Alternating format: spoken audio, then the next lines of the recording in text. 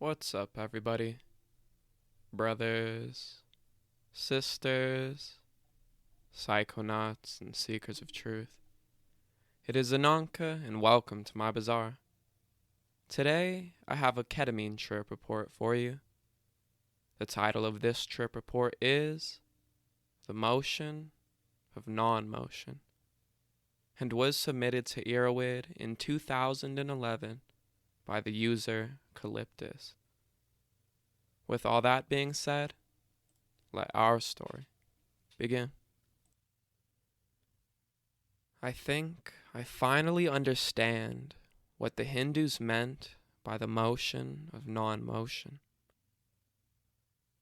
About a year and a half ago, I was able to silence my mind with the help of some super strong ketamine, intuitive yoga, and rhythmic breathing to a level I had never before. Along with deep breathing, the stillness of a very erect lotus posture, and a few bumps, I began to feel my awareness of time not only slow down, but transform entirely. At first, a strobing numbness began to rise up my legs and also on the tip of my nose. It felt as if this strobing numbness also had a sort of slow orbit in my nasal cavities. I held on to a hand posture, mudra, that I had been utilizing as a single thought force to focus. And I experienced something I like to call the motion of non-motion.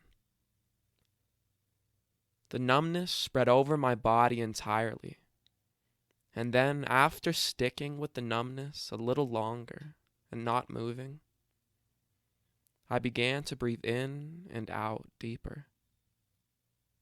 And I began to feel as if I started to float away from my body, accelerate, and flow past the numbness as if it were a veil, and traveled unto a new space behind the scenes of the gallery that I curated and had gone into during the late, closed AM hours. Seconds after the wave-like sense of moving through an unseen world, my consciousness form began to contort into different shapes. At one point, I felt as if I were exploring and feeling different, non-local, or parallel spaces. My body no longer felt like a body. Instead, out of the stillness, I felt as if I were a wave of motion, hovering over unseen worlds. My mind can see them only through the understanding of the feeling, which was more real than riding a train or a bike in the real world.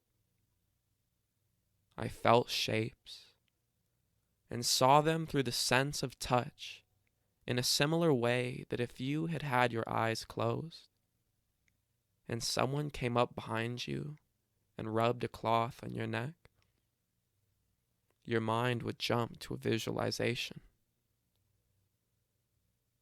At this point, I lay down, and my hands in the mudra posture melded together and felt as if they had molded into these bubble, arm-sized domes that had intercrossed themselves into opposite triangular polarities, causing a new gravity to push my posture spherically towards my middle space, and improving the endurance of the stillness with pressure.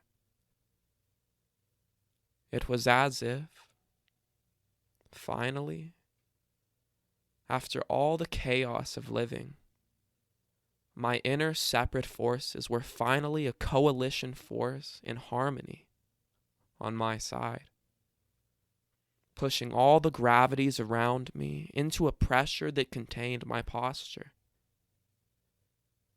The pressure became so great that I almost felt like my body could literally implode or fly apart in opposite directions if the forces pushed harder. This then began to feel to me as an exploration of different forms, sensual shape-shifting, and eventually the experience transformed further onto a set of orgasmic raptures that came as a touch sense, visual vivid thought based on feelings, rather than projected hallucination. I hovered a 3-tentacle wave over a field of impossible objects. I felt the objects as I moved over them like a gas. The objects in this invisible scape felt like shape-shifting platonic solids and crystals made out of particles of solid static. I felt as if I were also flying as or with other personality entities that dwelled within my wave body. A little after this, I began to also have a more psychedelic and vivid experience to go with the whole motion of my stillness, aside from that which was triggered from what I could feel. My inner motion was transcended further, which I think worked because I had stuck with the stillness of my physical body. I then hovered to a stop and began to visualize my anatomy again. Above me, stars and constellations appeared as I floated with my back lying vertically and my legs crossed and hands forming my mudra still. Ahead of me, the stars that I was seeing, eyes closed the whole time, became a sort of cosmic ceiling, which began to stretch over me like a dark indigo blue, expanding latex sky with glittering stars. I began to float towards it, and as this happened, I felt the presence of many beings cheering all over the universe of the unseen. I can feel and kind of hear them cheering as I levitate up toward the ceiling. With horizontal body pose from laying down, I slowly but quickly rise to the cosmic ceiling until it drapes over me entirely like a new skin. At that point, I felt in a way best described as fucking awesome. Not only did it feel orgasmic in a multitude of abstract ways, but I also had the sense of being deified, and also the only God to have ever done that in that way. I felt the awesome power and duty to be a sort of Eden creator and protector of the universe. I felt the awesome awakening and responsibility to guard the gates of the living, and even thought to myself, I cannot trust any other God or be dependent on any other force except my own. I felt the need and call of duty to build a new paradise and the protection of it. This was the self-centered situation of my experience.